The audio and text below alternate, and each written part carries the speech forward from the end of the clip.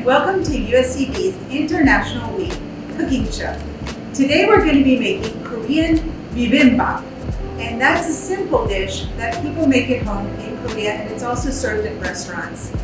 I'm going to be making the style that's more like home cooking, because the one that's served at restaurants involves a kind of earthen hot, kind of dish that you heat up really hot, which I don't have. So this is kind of like what someone would make at home, and the secret to this dish is it's a great way to use up a lot of leftover vegetables and to stretch a budget because it uses rice, vegetables, and just a little bit of meat.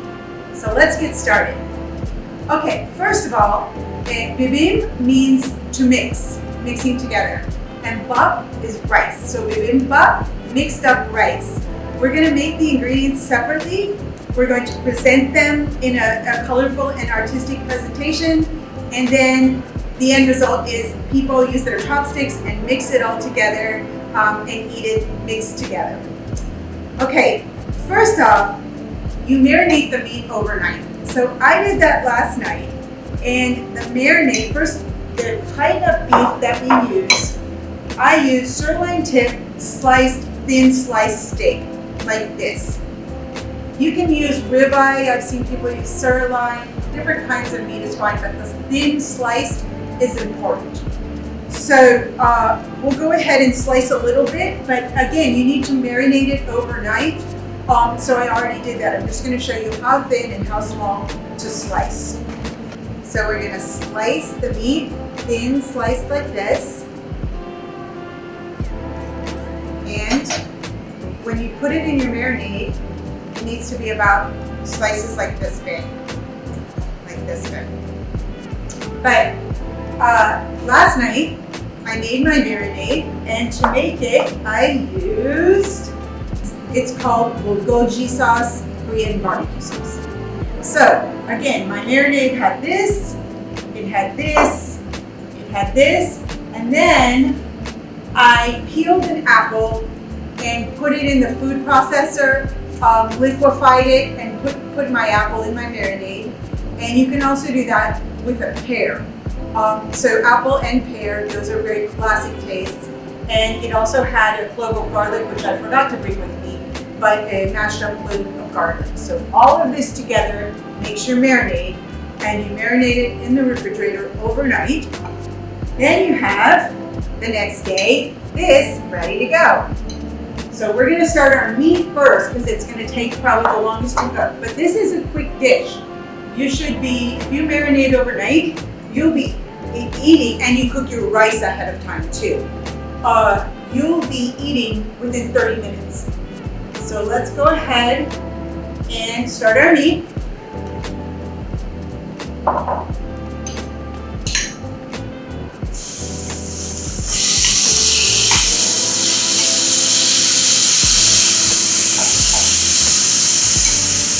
You're just going to pan saute. I just put a little sesame oil in the pan, and I'm just sauteing. I'm kind of medium heat. Let it brown a little bit, but not too much. So the meat, if you really like it rare, you can kind of leave it a little bit pink. But usually when I had it in Korea, when the group of us, 14 of us, was there in Korea last summer, every time I had it, the meat was pretty cooked through, somewhere around, I would say, medium to medium well. So then, another aspect of this is obviously you have to make your rice. I made my rice ahead of time, just so you wouldn't have to wait. But the type of rice that's used doesn't matter about the brand, but it's short grain or medium grain rice. Some people choose sushi rice is good. Really, you can use any kind of rice that is your favorite kind. But this is sort of, typical, the short grain or medium grain rice. So now, our meat is done, our rice is done, and we're ready to make our vegetables. So again, a little bit of sesame oil goes a long way. We're going to use zucchini and carrots. I got the pre-sliced organic carrots, kind of cheating, but you're welcome to cheat at home if you want. and mushrooms. I brought the shiitake mushrooms because I just love shiitake mushrooms, but you can use oyster mushrooms, you can use regular white mushrooms, portobello, it really doesn't matter. So everything in terms of your zucchini, julienne is kind of the style, and you know, for julienne, here we'll just put this a little bit. Julienne just means little strips like this. It does need to be fairly thin, and obviously presentation is an important part of Asian cooking. So you try to get them kind of a uniformish thinness, but you don't have to be perfect. So this is, more or less what your zucchini looks like after you cut it up. But I went ahead and pre-cut some up, add these guys to it. So then, again, a little sesame oil. We're gonna put these guys in here.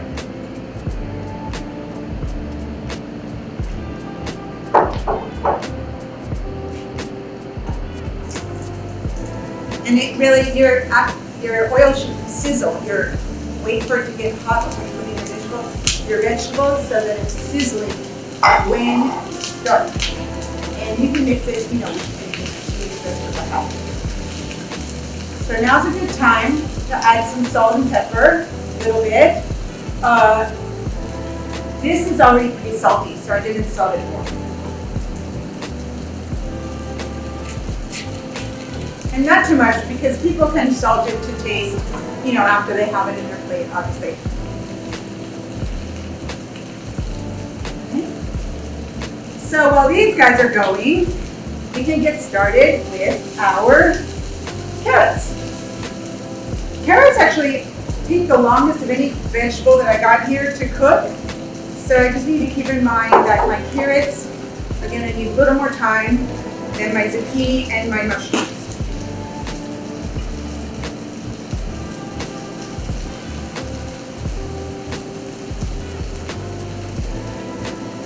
And I might need a little bit more oil here. It's already pretty hot because I preheated it up.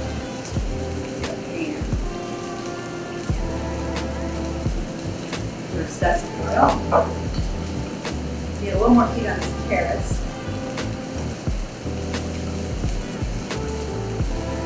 You don't want to overcook your vegetables, especially your zucchini. It's really delicate and it doesn't take much time.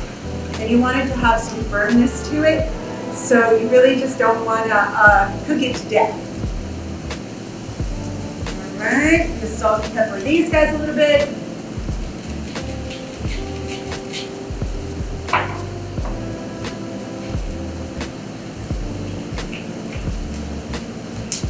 Okay. So now I can see that my zucchini is pretty, it doesn't need much more time. So I'm going to go ahead and turn it off because it's going to continue to cook a little bit after I turn it off.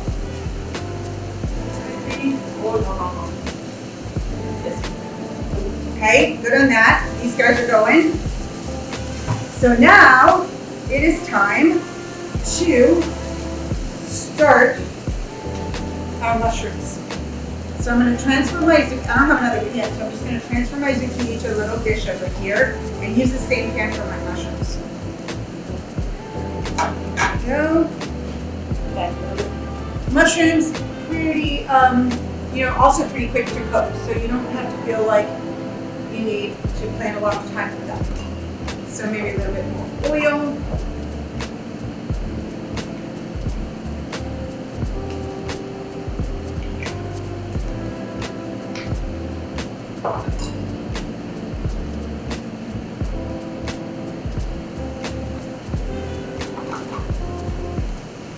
And again, I'm going to go ahead and add my salt and pepper just a little now.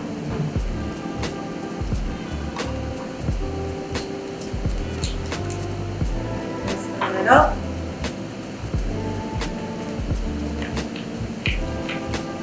Okay. Checking the carrots. The carrots need a little bit more. They'll be done about the same time the mushrooms are done. So I would say your carrots probably take twice as long as your zucchini and your mushrooms. But but still, we're not talking a long time here.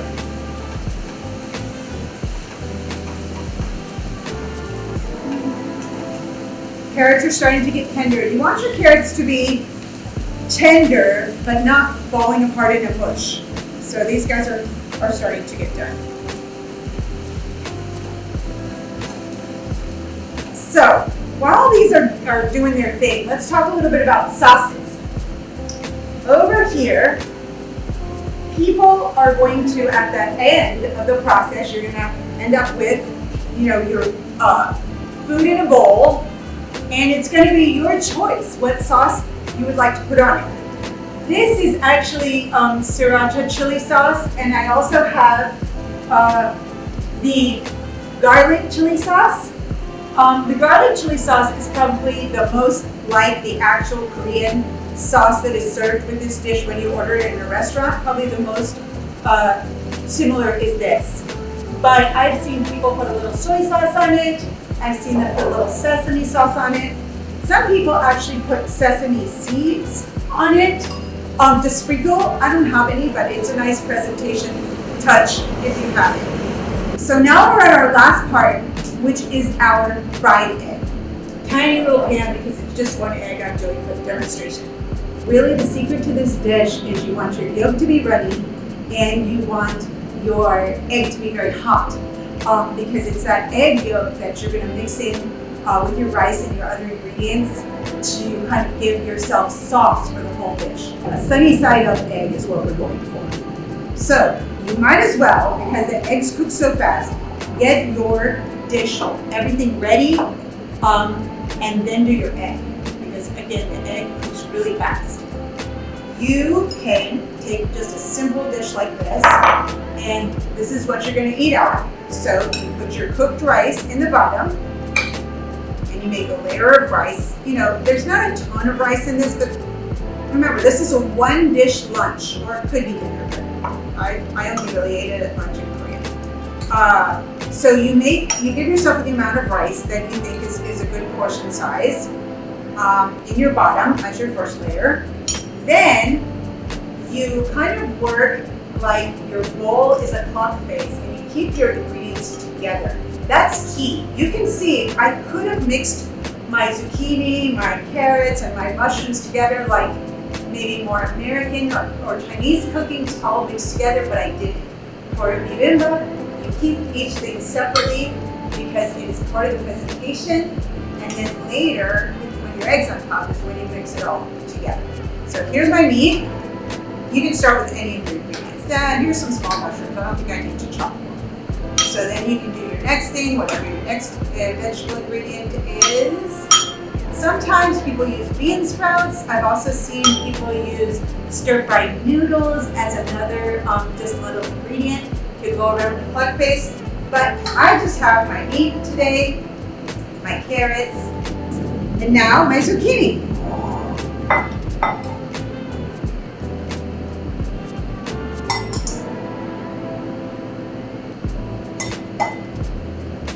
All right, let's show you what it looks like. This is what it looks like before I add my egg. So I'm all ready to eat this as soon as my egg is done.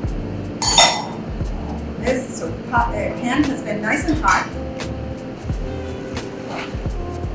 Ready? Got it. No shell in that.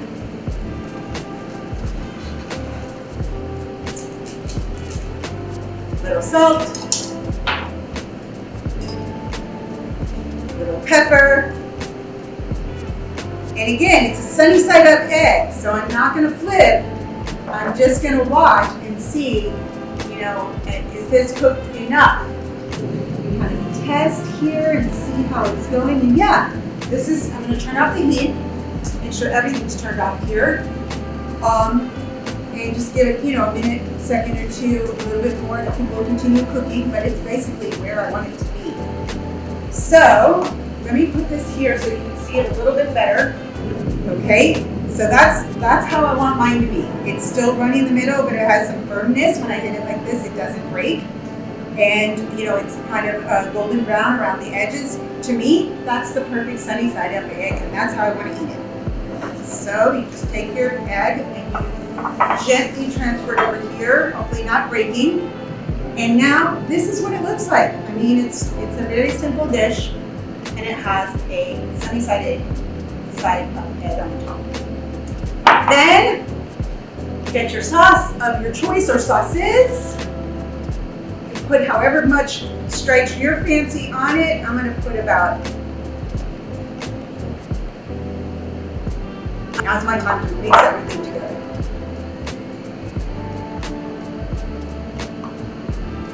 And again, it's your egg yolk that gives it kind of a sauce all the way through, in addition to your meat marinade and any sauce that you put on top of it. So now everything's mixed together. It definitely doesn't look as beautiful, but it looks to me delicious. Well, that is bibimbap, and I am very happy that you joined me today, and I'm also very happy to go off camera and finish eating my lunch. Thank you.